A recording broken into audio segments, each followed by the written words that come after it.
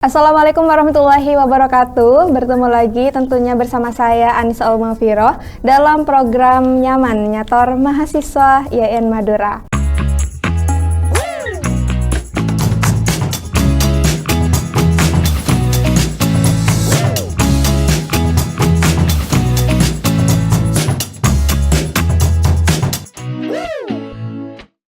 Oke, pada kesempatan kali ini tentunya Sobat IMTV kita akan memberikan sebuah motivasi ya, karena kita mendatangkan seorang narasumber, yang mana narasumber ini dari Prodi Hukum Ekonomi Syariah, akan tetapi dia terjun menjadi pembina pramuka. Nah, kok bisa sih? Gimana ceritanya?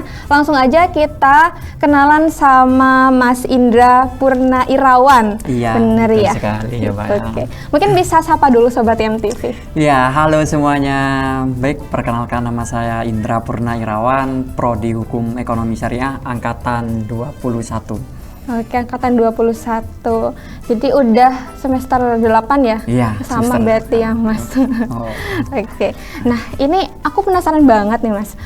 Ini katanya Mas Indra Purna Irawan, Mas Indra ya? Iya, betul, Pak. Mas Indra dari Prodi Hukum Ekonomi Syariah. Iya. Tapi kok bisa sih terjun di bidang pembina pramuka itu, kok bisa, gimana ceritanya? Iya, menceritakan dari sebuah pengalaman saya yang semestinya kenapa saya harus jadi pembina pramuka. Sebenarnya saya 12 tahun ya belajar tentang pramuka, dan dulu sebelum saya masuk kuliah pun saya sudah dikasih wejangan, ya dikasih arahan yang semestinya yang sebenarnya saya sudah harus belajar.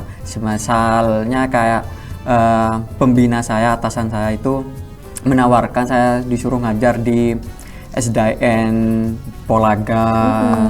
Nah, setelah itu saya mengajak teman-teman saya ya biar ada temennya, kayak gitu. Itu kalau boleh tahu, dari yang mengajar di SD Polagan itu itu dari semester berapa atau dari kelas berapa? Sebelum masuk kuliah. Sebelum masuk kuliah, berarti masih SMA gitu ya, Mas? Sudah keluaran SMA tapi belum masuk kuliah, masih di tengah-tengahnya, kayak gitu. Oke, terus kalau belajarnya itu dari SD emang? Dari SD. Kalau belajarnya ataupun ngajarnya sekarang itu semakin menambah seperti itu. Ya, semisal kayak di SDN Galis sama di SDN Buki sama satu lagi di Pondok. Kemarin sempat dikasih kepercayaan untuk ngajar lomba seperti itu. Oke, lomba untuk pramukanya gitu ya. Betul. Berarti Masnya ngajar pramuka ini, jadi membina pramuka mulai dari tingkat SD. Iya, tingkat SD ada, SMP? SMP ada, SMA ada. Oh, berarti SD, SMP, SMA juga bisa semua. Alhamdulillah gitu. Bisa. Oke. Tapi by the way, Masnya ini ikut organisasi pramuka, apa sih namanya? Pramuka di IAIN Madura?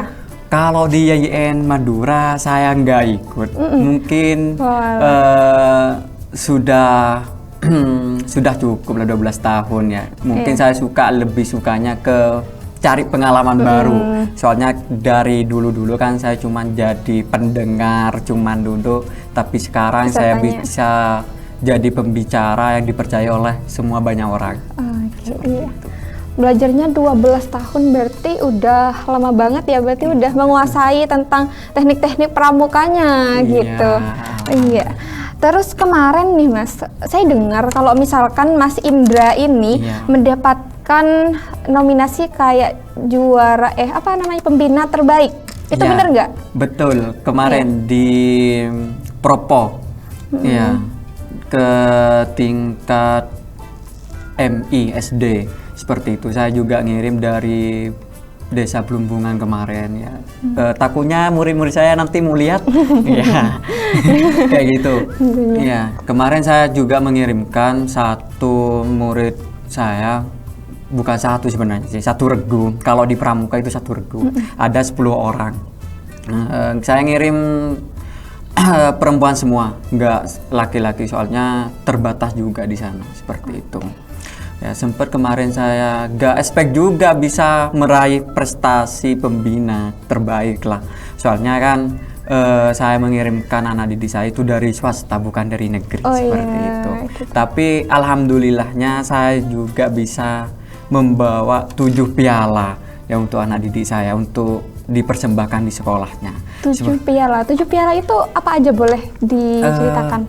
Kalau 7 piala itu yang pertama ada tentang LKBB variasi, senam, sama juga fashion show kayak gitu, sama ada lagi apa ini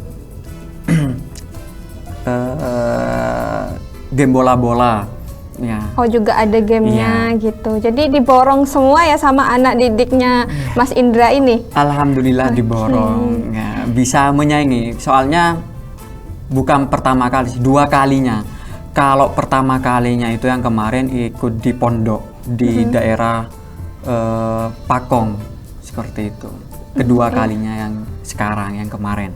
Oh berarti sempat ikut juga. Iya sempat. Kalau boleh tahu ada berapa pramuka yang Masnya jadi pembina? Sekarang ada 4. 4. Iya seperti itu. Oke.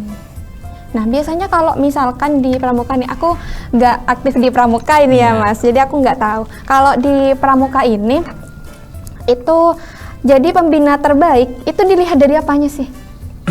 Kalau yang kemarin, ya sebenarnya saya juga nggak SP jadi pembina terbaik. Yang kemarin dilihat dari segi aksesorisnya, sama segi penampilannya, seperti itu, dari setiap lombanya. Oh ya, kayak kekompakan juga tim regunya gitu. Iya, seperti itu. Karena di sana ketika saya berangkat lomba kemanapun itu, pasti saya harus ada target. Seperti itu. Saya kasih motivasi ke anak-anak didik saya bahwasanya ketika kalian mau ikut lomba kemanapun itu, jangan cari pengalaman, ya. Tapi kalian kejar target. Apa itu targetnya? Juara. Pengalaman itu bisa didapat di mana-mana, meskipun nggak di pramuka. Seperti itu. Kalian kejar target, soalnya ya kalian membawa nama sekolahnya kalian dibiayai oleh sekolahnya kalian, seperti itu kan. Betul banget. Jadi kita harus punya target nih. Kita mau ngapain aja, kita masuk ke IAIN aja, kita harus punya target. Betul sekali itu, Bang. Iya. Kalau dari berapa lama sih kayak untuk misalkan ada lomba nih pramuka ya Mas, itu berapa lama latihannya? Kalau yang kemarin itu sekitar 3 bulanan. 3 bulan latihan full? Iya full, soalnya yang kemarin yang di Propo itu juknis perlombaan keluar sudah langsung anak-anak latihan seperti itu. Meskipun bulan puasa kemarin pun saya tetap latihkan. Tetap latihan? Iya. Itu dari tingkat apa? Dari tingkat SDMI yang kemarin. Soalnya kalau tingkat SDMI kan benar-benar butuh proses, benar-benar butuh pengayoman. Seperti itu. Oke. Nah, ini kalau misalkan saya tanya, ada nggak sih tantangan menjadi pembina pramuka gitu? Bukan hanya dari sisi positifnya saja, aku jadi pembina terbaik, tapi kan juga ada hal-hal yang mereka nggak tahu, ada tantangan yang sebenarnya nggak segampang ini loh gitu. Iya, kalau misal kayak gitu ada sebenarnya. Ya tantangannya itu banyak. Ya yang pertama kayak segi kemarin, ya karena dari segi perlombaan, ya saya membedakan kayak gini saja. 3 bulan dengan latihan 1 bulan itu sangat beda. Seperti itu. Ya itu tantangannya ya, dikira itu anak-anak yang lebih dari MI, maksudnya MTS lah. Nah seperti itu. Yang sempat yang kemarin juga entah dari berangkatnya kehujanan lah, ya sehingga barang-barangnya, administrasinya ya kena air semuanya kayak gitu. Sama pesertanya juga kemarin kayak banjir juga seperti itu. Itu tantangannya. Ya mungkin dari sekian banyak tantangan, yang paling tersedih itu yang paling yang saya sayangkan itu kemarin sempat sakit bersamaan karena latihan 3 bulanan. 2 hari lomba berangkatnya 5 orang sakit semuanya. Seperti itu. Itu sangat menyedihkan sampai saya benar-benar bawa ke puskesmas kemarin kayak gitu. Jadi dari 3 bulan latihan itu ada beberapa yang sakit gitu. Iya. Jadi kalau misalkan anak SD itu kan masih itu ya Mas, masih belajar, jadi harus kayak jor-joran gitu. Terus latihannya 3 bulan, ternyata ada yang sakit gitu. Nah untuk Masnya sendiri latihan kan 3 bulan nih. Masnya gimana caranya untuk mengatur waktu? Kan Masnya juga kuliah. Iya. Juga kuliah, juga ada tugas kuliah. Cara untuk mengatur waktu, manage dari beberapa lomba itu gimana? Kalau misalkan latihan 3 bulan ini bukan yang sebentar loh. Bisa setengah, satu semester kurang dikit aja. Iya, sebenarnya kalau memanage waktu itu dari saya, saya aturkan jadwal dengan yang di sana. Soalnya kalau semisal yang saya ikuti yang MI SD itu, ya saya ikuti jadwal yang di sana. Saya relakan semuanya. Ya, saya relakan semuanya, entah dari pekerjaannya saya, ya dari kuliahnya saya, yang kayak kemarin skripsinya saya diundur seperti itu. Ya, demi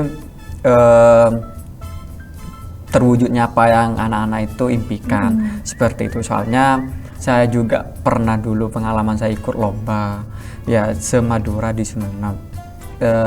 Itu mungkin jadi patokan.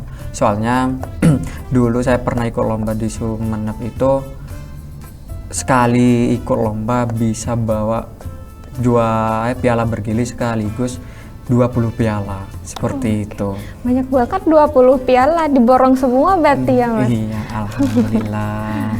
Di Sumeneb itu, kalau di Sumeneb tingkatnya tingkat apa?